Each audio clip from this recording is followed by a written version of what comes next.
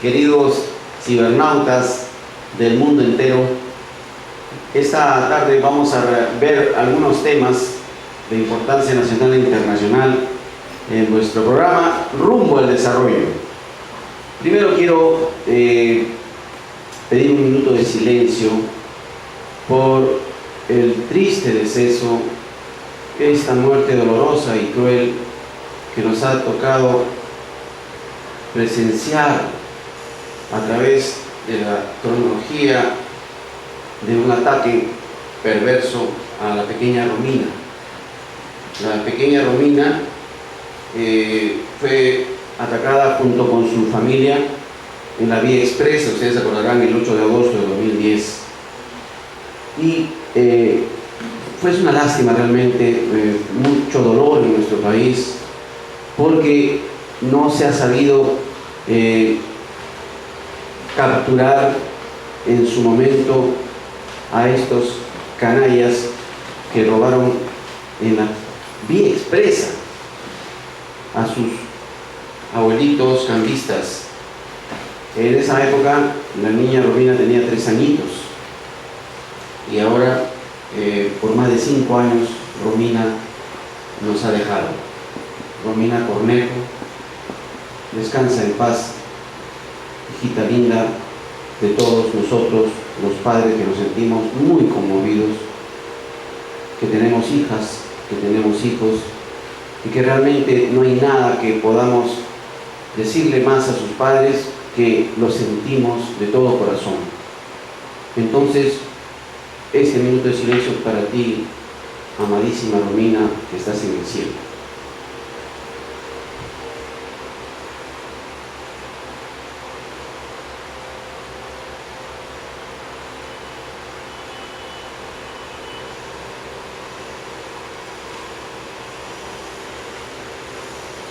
Muchas gracias, amigos, queridos cibernautas. Y luego de esta triste noticia, bueno, que tiene su base pues en la situación lamentable que vive nuestro país, esta ola de crímenes que no cesa, que en el Callao todavía, a pesar del estado de intervención, no hay señales que el ejército, las Fuerzas Armadas y la policía que buscan ellos que este mal desaparezca. Sin embargo, reconozcamos, por más buena voluntad que se tenga, existe necesidad de reestructurar todo lo que se relaciona con la inseguridad ciudadana. Todo lo que se ha preparado o mal preparado, estamos pagando las consecuencias. Y este momento doloroso que Romina nos ha dejado es justamente por un criminal miserable que no tuvo piedad y le disparó a esta criatura. ¿Qué padre será o qué entraña tendrá este miserable que ha llegado a cometer este crimen alevoso y realmente despreciable hasta su último instante en el cual este pudo perpetrar así? Pero el tema que nos convoca sería cómo actuar para que la seguridad ciudadana realmente funcione. Veo con agrado que las instituciones están invitando a los representantes políticos, a los grupos de diferentes tiendas políticas que están presentando sus trabajos, están manifestándose en los campos que sus planes de gobierno señalan, y que en el nivel social propugnan una serie de cambios a nivel de la salud y en la educación especialmente. Me llena de satisfacción saber, como lo ha reportado cierto diario que nosotros conocemos por su desarrollo y su seriedad, que es el diario La República, ¿no?, que efectivamente hay toda un acercamiento en la actuación futura de los presidenciables, y que también no solamente en la educación, que es tan importante y gravitante porque es lo único que cambia al ser humano y cambia la sociedad, ¿no? Dice cuestiones sobre las conclusiones alentadoras del Foro Electoral sobre Educación. Esto en su editorial, ¿no? Entonces es muy importante lo que ellos señalan acá. El primero de los coloquios temáticos que organizan la República y Latina en coordinación con el INE, IDEA Internacional, PNUD, la PUC, la Pontificia Universidad Católica, Telefónica, revelado la enorme posibilidad de que los partidos acuerden políticas en por lo menos 3 áreas básicas: fomento de la calidad de educación, consolidar la aplicación de la ley universitaria y alcanzar una inversión del 6% del PBI para el sector.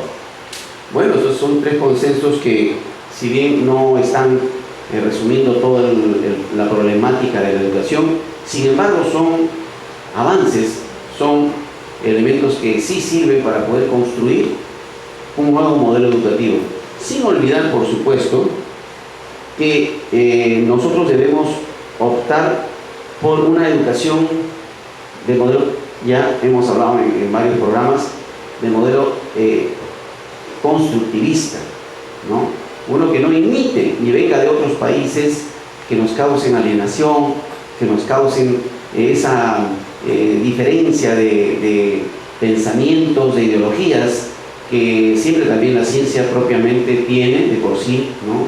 Si vienen de otro país, ¿no? La ciencia viene en aplicación de la tecnología, tiene una serie de cargas que traen pues consigo y que normalmente buscan aliarse con el sistema imperante, que es el capitalismo. Entonces el capitalismo puede tener un resultado mejor si es que no es el capitalismo salvaje del cual hablaba uno de nuestros papas y que ha sido tratado, por supuesto, de manera muy firme por el Papa Francisco. No se trata acá del chauvinismo que utilizan ciertos sectores muy pegados a grupos empresariales y que sabemos, ¿no?, que realmente lo único que buscan, lo único que siempre están intentando es despreciar la posibilidad que el modelo capitalista sea uno responsable. No queremos mayor daño a nuestra ecología, no queremos mayor incapacidad para los estudiantes, no queremos sueldos miserables para los maestros, queremos que la inversión sirva para nuestro crecimiento y desarrollo, pero fundamentalmente con elementos que son de fiscalización y control, y eso tenemos que de todas maneras también mejorarlos. En otro campo, también los presidenciables se han reunido y han estado señalando sus preocupaciones respecto a los nuevos órganos de control, ¿no? Cómo crear unidades de transparencia y órganos del sistema anticorrupción, ¿no? En este caso, Pedro Pablo Kuczynski, de Peronos por el Cambio, César Acuña Peralta, de Alianza para el Progreso, Alan García Pérez, de Alianza Popular, Alejandro Toledo, de Perú Posible, Barnechea, de Acción Popular, Yude Simón, de Partido Nacionalista, Francisco Díaz Canseco, de Perú Nación, Vladimir Cerrón, de Perú Libre. Bueno, realmente tienen propuestas que dan gusto escuchar y, más que todo, son una esperanza, pues, para que lo que viene sea algo mejor, ¿no? Dejar de lado ese pesimismo con que muchos grupos, ¿no?, que se pintan de ser demasiado ilustrados, ¿no?, que parecen, me hacen acordar la época del despotismo ilustrado, ¿no?, que se encerraban ellos en sus querencias y sus siempre actitudes dispuestas pues al servilismo, por supuesto arropado de otros elementos que siempre los acompañan como un racismo, ¿no?, despreciable. Perdónenme, pero esta palabra sí es digna de citarse, ¿no? El candidato, por ejemplo, Barnechea, según David Roca Basadre en el diario de Hildebrand, cita que mencionó Barnechea que no podemos ser una república africana, que debemos aspirar a ser como una Noruega, ¿no? Sorprende que verdaderamente dice que el candidato con más credibilidad o de credenciales de cierto nivel intelectual incurre en este tipo de expresiones. Kuczynski también, por su parte, ¿no?, reúne a su gente, en su grupo, a niveles sociales muy altos en materia económica, en su color de piel. Es una declaración de principio, dice, ¿no? Es toda una declaración de principio, dice el escritor David Roca Basada. Y bueno, habla también tanto de Acuña y de Humala, o Antauro Humala, ¿no? Y también ella dice que tienen su racismo propio. Habría que explicar un poco, me animo un poco a tratar de entender un mensaje que el tan vapuleado señor Acuña, y que por supuesto tiene que lograrse efectivamente conocer si es que ha cometido estos delitos, ¿no? No ser pues como ciertos adelantados, ¿no?, ciertos gurús, ¿no?, gurús de la intelectualidad, ¿no?, que no, ellos no necesitan que se exprese finalmente la Universidad Complutense, no, ellos ya saben todo ya perfectamente, ¿no? Y peor todavía, en la televisión vemos como algunas damas, en ese exceso de apoyo, ¿no?, supongo que a la empresa que les cobija y les paga mensualmente bien, ¿no?, son realmente explosivas, ¿no?, explosivas, y tienen una forma de hablar que realmente yo no me acercaría jamás a ella, a una entrevista con esa persona, al menos una de ellas, en radioprogramas, ¿no?, que con ese verbo, Dios mío, con esa labia, con esa, yo no sé cómo hace, no respira, habla sin respirar. Es un caso realmente biológicamente estudiable, ¿no?, pero que llega a niveles extremos, ¿no?, de ya un racismo que se le nota, pues, o sea, mi querida Oxenford, se te nota, querida amiga, ¿ah? Se te nota. Cálmate un poco y deja que las personas respondan, que las personas se pronuncien, porque de otra manera esto no estamos hablando de democracia, pues esto es un cargamontón y un abuso de tu parte, que crees tú que eso es lo adecuado, y nosotros, los que estamos detrás de la pantalla y que somos tus admiradores también, realmente nos desconciertas, ¿no? Lo político sirve para conocer, en este caso tus programas políticos son estupendos, pero contrólate, por favor, ¿sí? Contrólate, no, déjalos que hablen a los demás, a los políticos, y si todavía no hay pruebas fehacientes que determinen algo, pues espérate pues un poquito, ¿no? Muchas gracias, saludos, ¿ah? Bien, ahora otra cosa, no está bien que de ninguna manera está bien que por supuesto también se llegue al insulto, ¿eh? Yo he soltado en la mañana un pedido a todos nosotros, recordando lo que nos dice, y les recomiendo también este libro a todos, inclusive a mis queridos amigos locutores, ¿no? Se llama La inteligencia emocional. La inteligencia emocional de Daniel Goleman, ¿no? Dice, es un nuevo concepto sobre lo que debemos permitir a nuestra conciencia con respecto a las emociones, ¿no? Tenemos que comprender a los demás, tolerar, dice, las pasiones, las presiones y las frustraciones, ¿no? Este autor nos enseña muchas cosas que sirven realmente para que podamos convivir y vivir en paz y en armonía. No depende, fíjense, según el autor Daniel Goleman, es más importante el coeficiente que el coeficiente intelectual, la inteligencia emocional. Ustedes dirán, ¿y por qué razón algunos chicos que terminan en la universidad con brillantes primeros puestos, y los colegios también, terminan haciendo otra labor que no tienen ninguna relación? Y es que justamente no se preparan o no nos preparamos en las universidades en la inteligencia emocional, y esa parte instintiva es la que prima sobre la racional, y a veces lo racional es algo que juega también su doble juego como el día y la noche.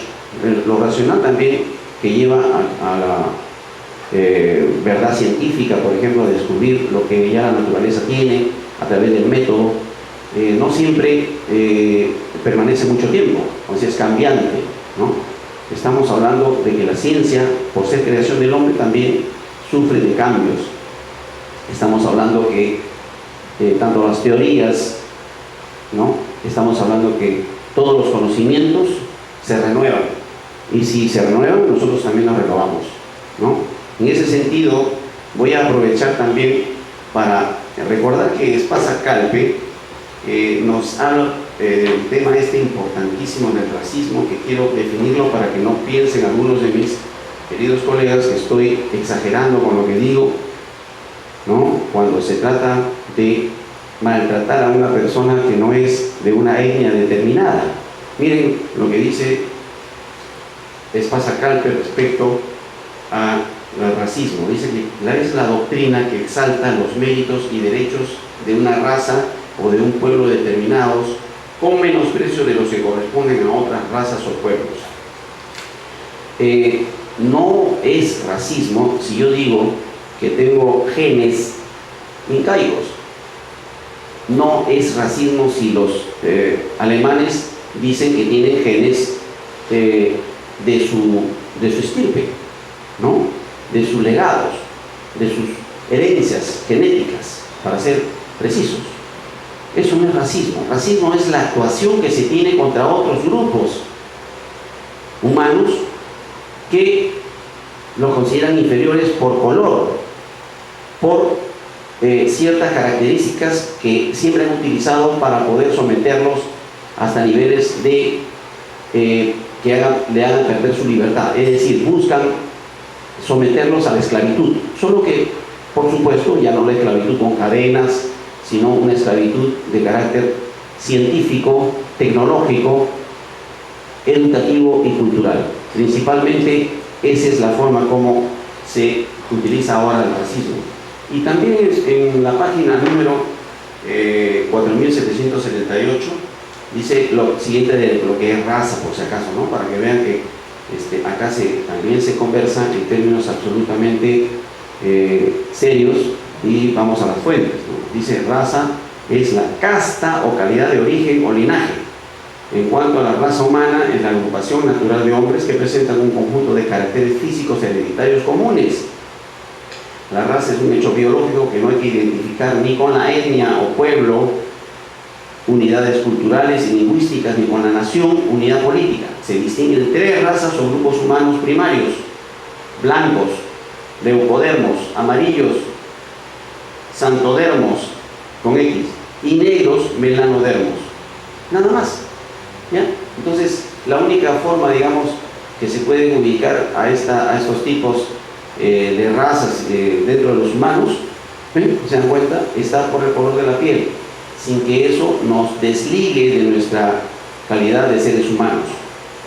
Así que las críticas que se hagan en política, por ejemplo, contra ciertas personas que son de la sierra, ¿no? Y que no pueden hablar perfectamente bien. Yo recuerdo que cuando el señor Fujimori decía, pues los peruanos, había una pariente de un escritor, ¿no?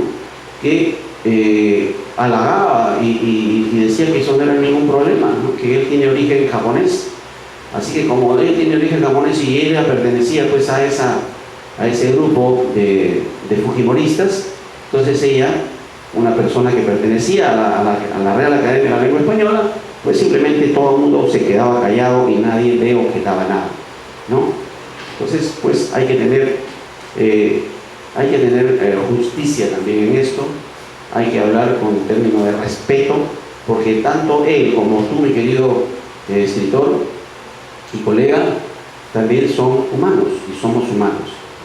En esta medida, cito lo que había señalado, que el general Marín, el peruano, dijo lo siguiente: las ideas se exponen, no se imponen. Y no vamos a aprovechar tampoco esta frase, hay que leerla con mucho aprecio, cuando decía el distinguido Héroe Negro, de las grandes campañas contra el racismo. Decía, el nombre ustedes en este momento lo tienen, ¿no es cierto? Decía, no hay forma más simple de ganarse un enemigo que diciendo lo que se piensa. Martin Luther King. Así que si nosotros decimos lo que pensamos y decimos la verdad de lo que pensamos, ya nos ganamos enemigos. Tenemos la capacidad y la oportunidad de no caer en lo mismo.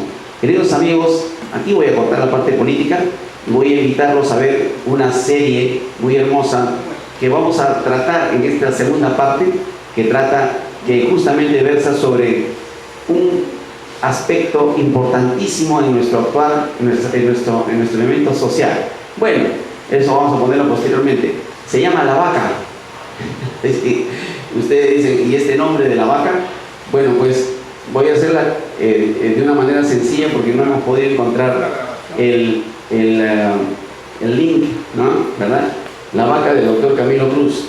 Resumido, es un sabio, va con su discípulo y buscan la casa más pobre que existe en una comunidad, pero la más pobre, ¿no? Y de repente encuentran a la más pobre y ven que esa tenía una vaca, y aquella vaca era la que les surtía a ellos, les daba realmente oportunidad de seguir viviendo porque daba leche, etcétera, pero los mantenía tan ocupados a ellos, ¿no? Con su limpieza, con su agua, con su pasto, etcétera, que todos los 8 miembros de esa familia vivían pendientes y únicamente para la vaca, ¿no?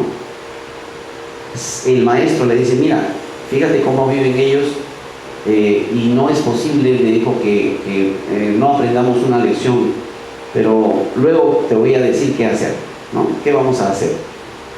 Y entonces el chico se queda todavía sorprendido porque no entendió qué cosa le quiso decir el maestro. Entonces, al despedirse del grupo de esta familia cariñosa, ¿no? Luego de haber conversado, se retira y el maestro saca una daga y con un golpe certero le da muerte a la vaca y se retira. Y su alumno, lógicamente sorprendido, dice, maestro, ¿pero qué hace usted? Este es el único sustento de la familia.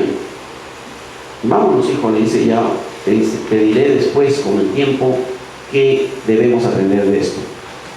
Regresan después de varios años y esa acción había hecho, lógicamente, que ellos primero entren en una desesperación enorme, la familia, pero logran vender, ¿no?, los restos del animal y se dan cuenta que tienen a su costado un enorme terreno y que comprando unas semillitas, consiguiendo el apoyo de los amigos y de los vecinos, comienzan a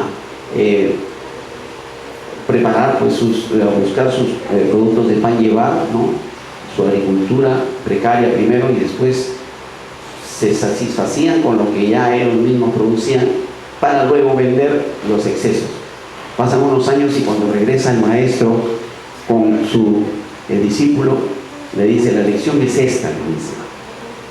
Ellos vivían de la vaca y la vaca vivía de ellos. Bien, cuando ellos creían que la única forma de vivir era sostener una vaca, esa vaca entonces no podía crecer y la pobreza se mantenía y se agravaba. Entonces la lección es no tener vacas en el sentido figurado que solamente nos hacen detenernos en el tiempo y en el espacio y no podemos pensar en el futuro, no podemos cambiar. Este cuento se refiere en nuestro país, creo yo, en una interpretación que quiero hacer, se refiere a que nosotros los peruanos estamos acostumbrados, mal acostumbrados, a tener una vaca que la más grande parece ser la minería, ¿no? Y si la minería se cae, nuestra economía se cae. Y todo el mundo con la cara triste y echándole la culpa a todo el mundo, ¿no? Menos a ellos mismos. Menos nos echamos la culpa a nosotros, no. Tienen la culpa hasta la vecina, pero nosotros no tenemos la culpa, ¿no? La vaca, por ejemplo, en el Estado, en el sector público, sería la burocracia, que no se quiere cambiar.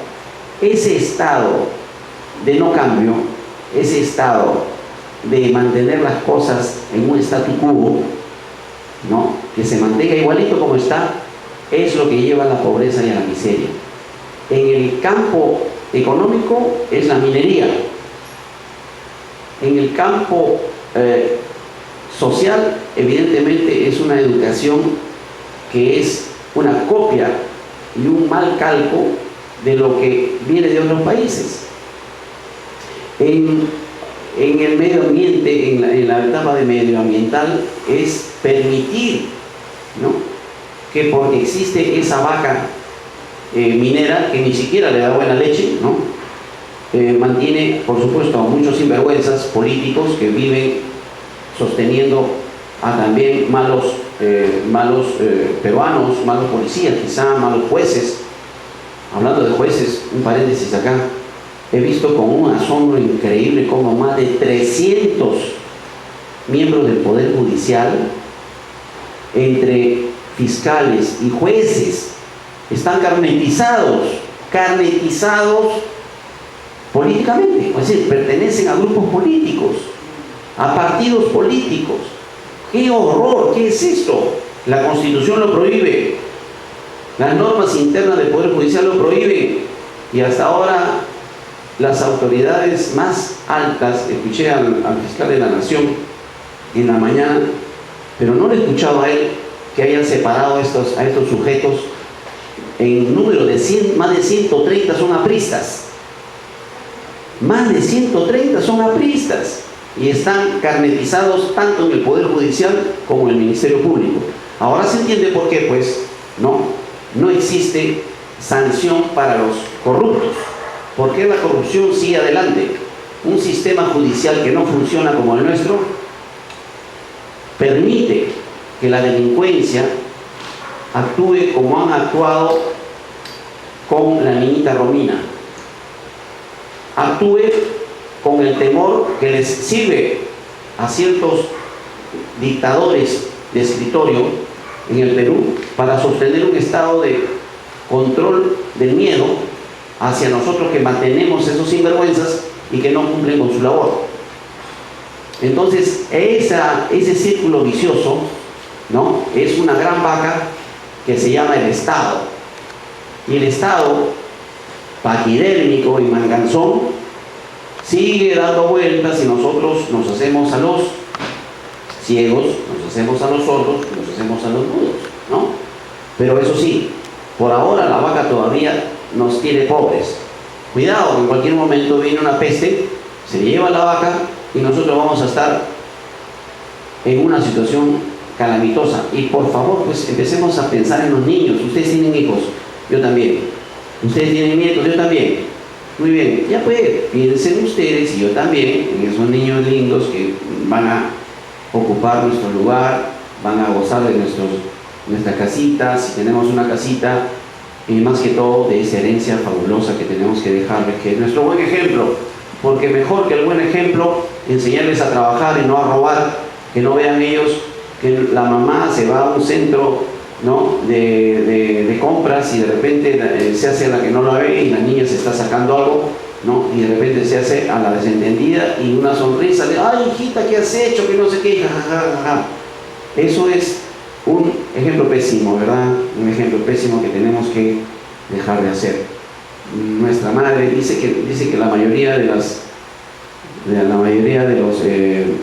presos tienen siempre una frase que repiten, ¿no?, de diferentes maneras, por supuesto, ¿no?, y que se refleja en esto que dice: la mano que mece a la cuna, la mano que mece a la cuna tiene el poder de Dios o el poder del infierno.